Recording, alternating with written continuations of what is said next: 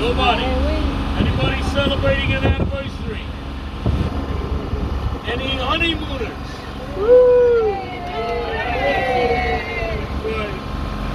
What's your name? Giovanni and? Ladies and gents, let's put our hands, stand up. No, not yet. Stand up. I gotta do something before we put our hands together.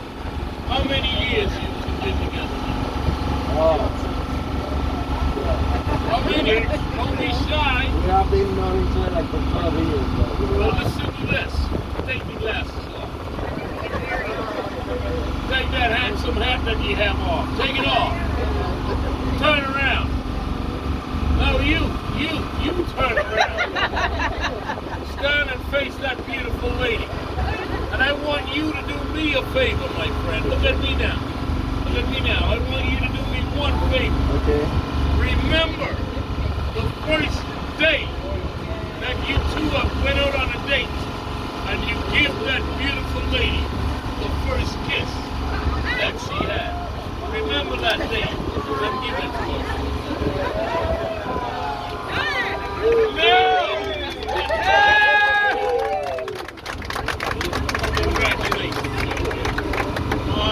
I have two more. Anybody here celebrating a divorce?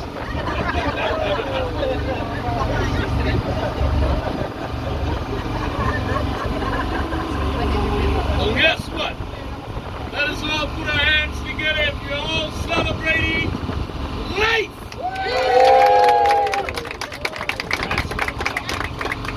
Ladies and gents, the dock in the background that you just left from, it is the largest and busiest docking vicinity in the Caribbean, and it's the third largest in the world. It is the Prince George Dock. That dock can accommodate 6 to 8 cruise ships at any given day, depending on the size. Depths of waters in the cruise ship area, right now as we speak, 120 feet deep. Now for those of you who are trying to figure out who owns the yacht right there, say 7 Seas, that yacht belongs to Mr. Steven Spielberg. For those of you who don't know, that is the yacht of Steven Spielberg. Now ladies and gents, right over here on your left is Paradise Island. Paradise Island is 5 miles long and 3/4 of a mile wide at its widest point. The homes and things that you're looking at over here, they are all owned by multi-millionaires like yourselves, riding on board a $7 ferry. Can I get a year? Yeah. Listen up, everybody.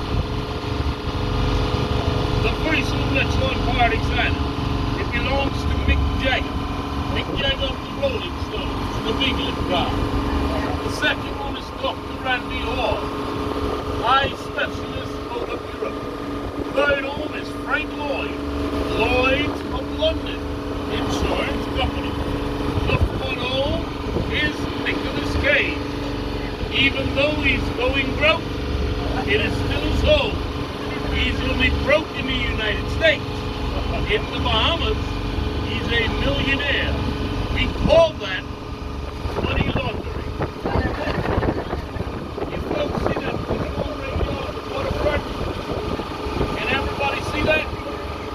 Well, that home right there, everybody, was built and established in 1965 to accommodate the movie with James Bond 007, Thunderball. If any of you folks can remember the part where he came into the speedboat, crashed into the cabana and exploded, then he walked up the steps. That's it right there, 1965, with the real James Bond, Sean Connery. Woo! The 2 hotels on the end. Phase 3 of the Atlantis You're looking at another 1,500 room hotel, along with a 600-unit condominium, the Cove, and the Reef Hotel. Up next is the Atlantis, where you lovely folks see that middle opening looking like a bridge. It is not a bridge.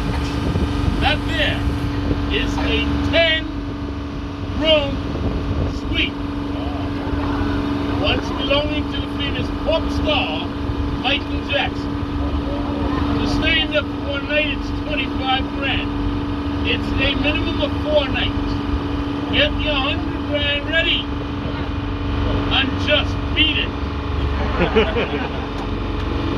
They had Oprah Winfrey, the Queen of England, Elton John, Colin Powell. They even had Stevie Wonder. At least that's what they told Stevie. Poor guy. They even had your former president, Bill Clinton. Bill Clinton was up there. Monica Lewinsky was not up there. Ladies and gents, we are now reaching at your destination of Party's Island.